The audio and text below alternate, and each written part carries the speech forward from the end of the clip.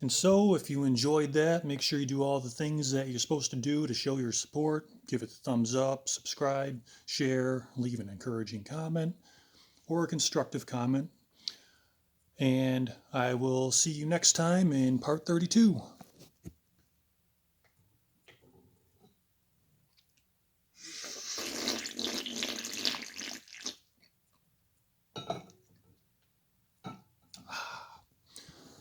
All right. Hey, welcome back. It's part 32 of finally replying to old comments. And we're picking up where we left off in the comments section of his master plan revealed, part 12. The next comment up is from Hero Forever or Hyro Forever, who says, I actually love your perspective on all of it. After 3.5 years, you are bringing out points no one else has. I'd love to hear you do another case or two, but I'd really love to hear you take apart the Wisconsin interview too. Your CW impression is so spot on, it's funny. Well, that's awfully kind of you to say. Did you actually catch that I did everything you asked for? Not only did I take apart the Wisconsin interview in A Loving Family Man, I think, I also moved on to another case plus another case plus another case. The Grant Amato case, Lost in the Cloud. And then I did review of the Unabomber Manifesto, and then a solo video on the Amber Heard versus Johnny Depp trial. So what'd you think of all those? Hero Forever? Up next, maybe we'll get to it in the comment section. Jordan Lever says, great job analyzing Watts. Thank you, Jordan Lever. M. Lamana had a comment, but I replied to that, so we'll skip over that and just stick to the ones that I have not yet replied to. This is finally replying to old comments, not rehashing replies I've already given. And here's a long one from Nanar3984. I love your videos, so detailed and well prepared. Also, it is awesome you are educating the audience so much about narcissistic personalities and their covert evil. Thanks for that. I personally believe that it is true that NK did not instigate the crime. It doesn't add up like you said, but I think she was a perpetrator as well. See, there's a way to look at it, which I guess agrees with mine, so of course I'm going to agree with you. That she was a perpetrator, just not a direct involvement in the crime. Continuing on, what are your insights about the call that his cellmate did to DA? He was out and clean, no need to lie. I have not been made aware of that. All I heard of is some guy in prison with Chris Watts has a YouTube channel. Someone made me aware of that. And I haven't considered that as being worth my time yet, because nothing he says is going to change what all of the evidence overwhelmingly says. But maybe somewhere down the road. I do appreciate the suggestion. I'm just saying, not yet. Okay, continuing on. Also, if you think is an important point, I would love to hear you talking about something that I think is a pivotal moment on the confession. The part when the investigator says, we don't believe up to this point, I think he meant, that this girl has anything to do with this. So, Chris, tell us what happened. I truly believe what he was saying was, we are not looking into her as long as you continue talking. But if you don't, that's another story. Don't you think he planned the crimes of his babies to be committed by NK, and his part was to kill Shanann? Wow. I wonder if this was maybe your first video that you watched, part 12 of his master plan revealed, or maybe you've only watched a couple by that point. But the thesis of all 27 videos about this case, adding up to about 8 hours worth of commentary, is that it was all Chris Watts who committed the murders of his wife and kids. And anything that the mistress did was never ordering a single word directly telling him to do anything involving the crime, and never lifting a finger to do it herself. But let's continue on with your comment here. Don't forget that NK is also an employee at Anadarko who has access to the tanks to open those little windows, maybe a safety inspector. That was her position. I can see why you would make that connection. Just none of the other connections support it.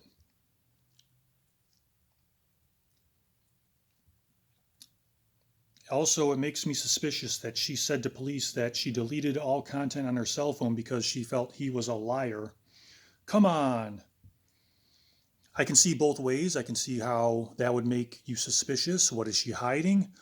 But I could also see being, for somebody else, let's say, disgusted with the person that they're with and immediately deleting all evidence. Like, you don't want to open it up and accidentally see them again so that you throw up.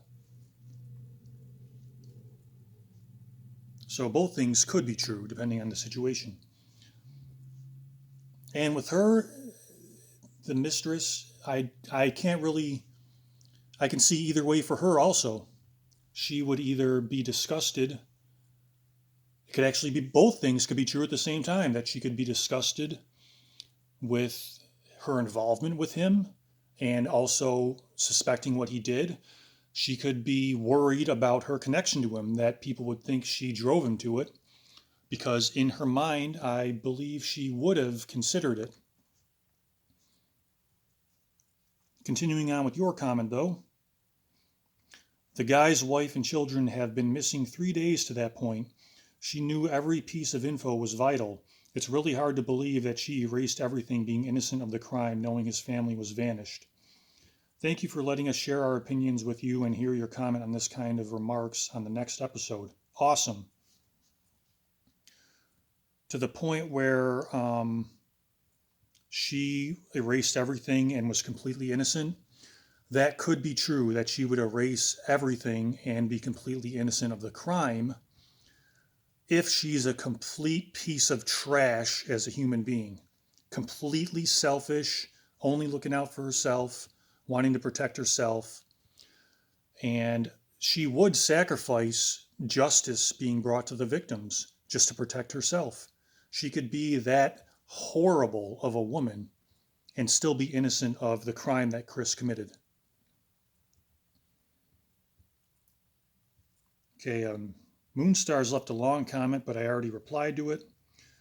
Fell Honey left a shorter comment, but I replied to that. So the next one I did not reply to was DB2637, who said, CW cheating on a pregnant, controlling in his eyes, wife. What a power play for the sack of poop worm. Rot in your cold 6x8. Well, I'll use the overused line. Why don't you tell us how you really feel, DB2637? Up next, Cheryl Johnson said, gosh, you might be right. Maybe past crimes linked to him. Someone brought that up in the comments. And,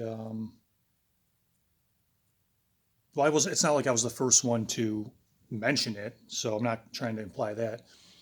But I think, no, I did. Yeah, I mentioned it in the video, and then somebody, I think later on in this comment section, brought up a specific crime that could have been caused by Chris Watts, committed, I should say, in which I would, oh, it's up next. How about that? Strawberry Champagne said the murder you could look into is Jenna, parentheses, Jennifer Kathleen Nielsen, June 14th, 2007 in Raleigh. She was pregnant. Her high school friend talking to the press, Sarah Watts. So there you go, Cheryl Johnson. Strawberry Champagne hooked you up with crime to look into. I wouldn't want to, since I have not looked directly into the crime any more than one article, I could easily believe if it turned out that someone dug up this crime and found out Chris was the perpetrator of that crime back in 2007, I wouldn't doubt it. But at the same time, I wouldn't want to push to say it happened I don't have enough information to say one way or the other if Chris also committed that crime in 2007. Because I wouldn't want to push for it, because then if Chris was innocent of that crime, you're helping an actual murderer get away with the crime. That's where you have to be careful publicly accusing people. If you're accusing someone who's innocent, not only are you ruining an innocent person's life, you're helping a murderer get away with murder. That's almost as bad as doing it yourself. Up next, I replied to that one from DMBB3WL. The next one I did not reply to is from Sonia Marie Alves de Mello, who said, yes, Nico came on. No, not time for a break. Why does it keep saying that? I'm interacting with the screen, but it still has a big pop-up that blocks the whole screen and says, need a break? It's been 10 minutes. Yeah. Thoughtful or just prying into my business? Sonia Marie Alves de Mello said, yes, Nico came on the neighbor's camera. Nico came on the neighbor's camera. Do you mean the mistress, Nikki? In front of police, CW said, oh yes, she is pregnant as well. 15 weeks. It was surreal. Oh, I think you mean you're talking about the time where in neighbor Nate's house, they were Chris, neighbor Nate, and the police officer and a couple other people were watching neighbor Nate's Ring doorbell footage. And after the doorbell footage came to an end, an ad popped up showing a baby in utero. And then Chris happened to mention she's 15 weeks pregnant as well. He was nervous and trying to show that he cared by adding information that has nothing to do with where they might be or how to find them. I guess that would be, yeah, the weird thing about that, the way he added that piece of info, because it could be useful information, but I think an actual worried husband and father would be like, oh man, where is she? She's 15 weeks pregnant. What are we going to do? She might need help, like in the course of being worried about them being missing. But he's like not paying attention to the surveillance footage, doesn't care because he already knows what's going on in it. He knows it's showing him loading bodies in his truck, and he's worried that he's going to get caught and that they're going to see something.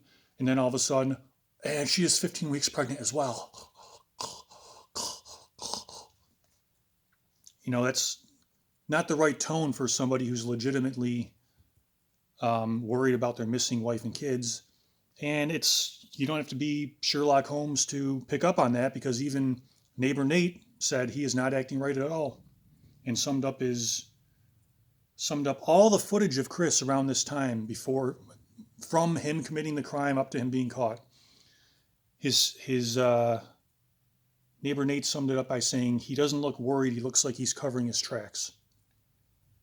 That sums up all the tens of hours of footage that we have of Chris around the crime. So the next comment up is from Deb Richardson. I am always hanging on the edge of my seat, really enthralled with your take on the case. Thank you. And thank you, Deb Richardson. I appreciate the comment saying so. Lee McGrish said, I now see how evil and devious Chris truly is. Some details in this part 12 of his master plan revealed, try not to repeat that word, it revealed some of the disturbing details of just how far Chris is evil, how deep it goes. Lee McGrish added another comment. Boy, I sure appreciate you trying to help the algorithm there by making multiple comments instead of just lumping it all together in one. But the next comment from Lee McGrish said, "You sure got Chris Watts down pat." Up next, Marion9148 said, "You took a good look at it, smiley face. Though I think the mistress isn't just there like a mouse that occasionally crosses his way saying, 'Wow, you are big and good.'" I agree with that. She's definitely not a mouse. She definitely has an agenda in all of her dealings in the affair. She's responsible for the affair that she knew she was having all along. So I don't think she's just a mousy little woman being pulled along helplessly by the overpowering and mentally superior Chris Watts, because that for sure is not true. But continuing on with your comment, you said, "I think she has even less to do with his actions. She is there, that's fine for him. But remember, a narcissistic sociopath is not emotional connected with people. They don't love and do not admit to anyone besides themselves. Chris is toying with her like with everyone else. I think she's toying with him too. I think they were both playing each other. And I think that was part of the appeal, the attraction that they had, was that they both were playing the other and they both knew they were being played by the other. So that was the excitement for both of them, was that how far is this game going to go? Rather than some deep, meaningful, true love connection.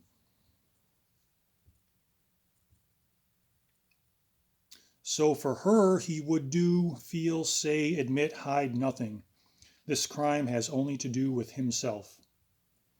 And I would say the same is true for the mistress. Up next, how do you pronounce this name? Yada, yada, oh, yada, yada, yada, that's it.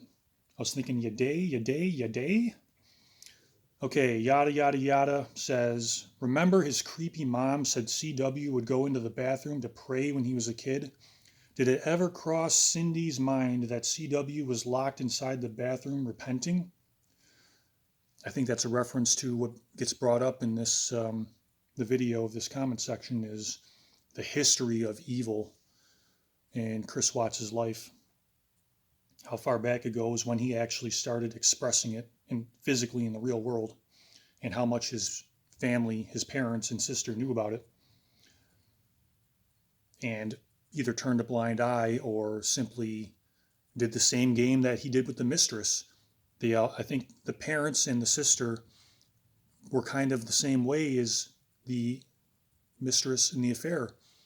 They played this game of, we all know what's going on here, but we're going to pretend everything is fine and we're a perfect family. But anyway, continuing on, Cindy also said CW would not tell her what he was praying about. Okay, I don't remember hearing that anywhere, but if that's true, that is a perfect fit for how at least I see this relationship between Chris Watts and his mom, Cindy, is not expressing what's on their mind, not being able to, as I've said before, bring that monster out of the basement into the light of day.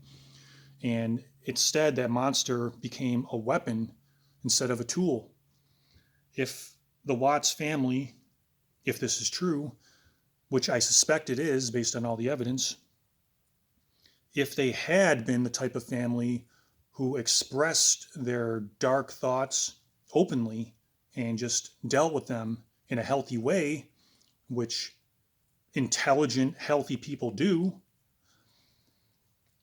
then it's possible Chris would have turned out to just be a normal man. He would have known how to deal with those dark thoughts, but instead he was made to feel he developed in a way where he thought he was superior by being able to keep these dark thoughts to himself and get away with things that no one would know about, because until he faced that scrutiny as a 33-year-old man. He finally faced that scrutiny that he had spent all of his life thinking he was so smart and so superior, getting away with it. Partly because of that environment he grew up in. Go pray about, go repent. go pray for your soul. You don't have to tell me what it is. Parents, I by no means am the best parent in the world. I try my best, but I strongly urge all parents, I think I can say confidently on this matter, know what your kids are thinking. Encourage them to share what they're thinking as they develop. It's very important. As I've admitted, I'm an expert. Nothing. I'm just a guy on the internet sharing what he's learned and hoping it's helpful and or entertaining. But I am 100% certain that a kid will grow up healthier if they have an open dialogue about all of their thoughts with their parents and they're able to learn how to deal with them rather than having to keep them hidden. Because of course you learn when it's okay to let those dark thoughts out. There are appropriate arenas and there's places where it's appropriate to keep it to yourself, but you should know that you can let it out later on somewhere else, such as laughing at the Call Me Kevin channel. So that was a good observation, but finishing up with yada yada yada's comment here. You are right, cops should look into cold cases, and I wonder how many of the Watts neighbors had missing pets. Yeah, I alluded to that. He may have killed some of the neighborhood pets in his past as a kid, developing not knowing how to deal with his evil because he was encouraged to keep it a secret. But I do understand why cops can't look into cold cases, because every year there are more people, every year there are more crimes. Every year, at least in my country, cops are having more and more limitations put on them as far as what they can do. They're getting better tools to work with as technology advances, but they're getting handcuffed by politicians by being, all these wrongful accusations because one cop is evil. There are evil cops. There are cops who abuse their power and incriminate innocent people, attack innocent people, murder innocent people because they're an evil bastard. I'm going to go out on a limb and say most cops are just trying to do their job to uphold the law. And it's a very stressful situation that they're put in as they are increasingly having their ability to handle criminals taken away. And criminals are taking advantage of that. So as these crimes pile up, there's not enough room in prisons. There's not enough room in their files for all the cases that they can't solve. The constant barrage of new cases coming in. It's like I was amazed when I heard about the Stephanie Lazarus case, that this department, it was presented to me, at least from what I saw, which was YouTube videos. It was presented as this department, they didn't have anything going on. They had a lot of time to just look through some old cold cases, and they came across this case that ended up being a crime that someone in their department committed. It's like, wow, what the nonstop increase of population, crimes, handcuffing of modern detectives to solve modern crimes, making that harder. There are departments out there that just have nothing to do and are able to look into cold cases. That's actually encouraging. I like that there are departments with not enough to do. And yeah, they can look into cold cases. I spent a lot of time on that. Come on, damn.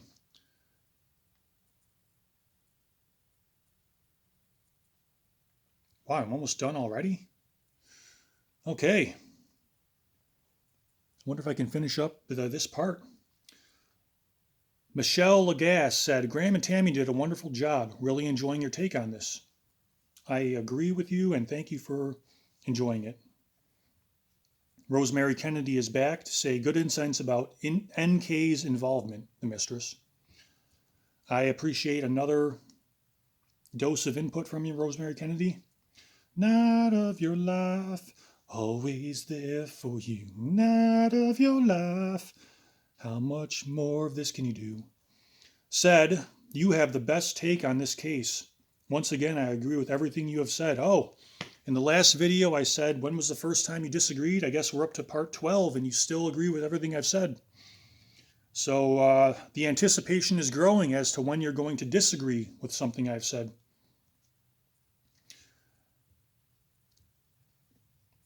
Lavone Tolleson. Love these. Great job. Thank you, Lavone. And I love the comments that say that. Jimmy T said, I have thought of the same thing. I would do some DNA testing on some unsolved murders wherever he has lived. You know, that might come up at some point in the future. Let's wait and see. And finally, the last comment for this video is from Megatinny, who simply said, viewer 2 here. Thank you, Megatinny, Megatinny, Megatinny, Megatinny. You had nothing really to add that you wanted to add at least, but you still wanted to add a comment just to help support the channel. And I appreciate everyone who did that to help the audience grow. And I would also appreciate if it was done for this, part 32 of finally replying to old comments. So I guess I will see you in part 33.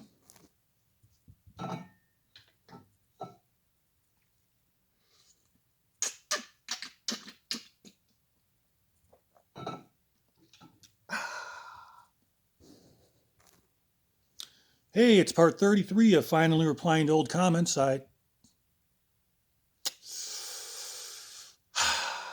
see.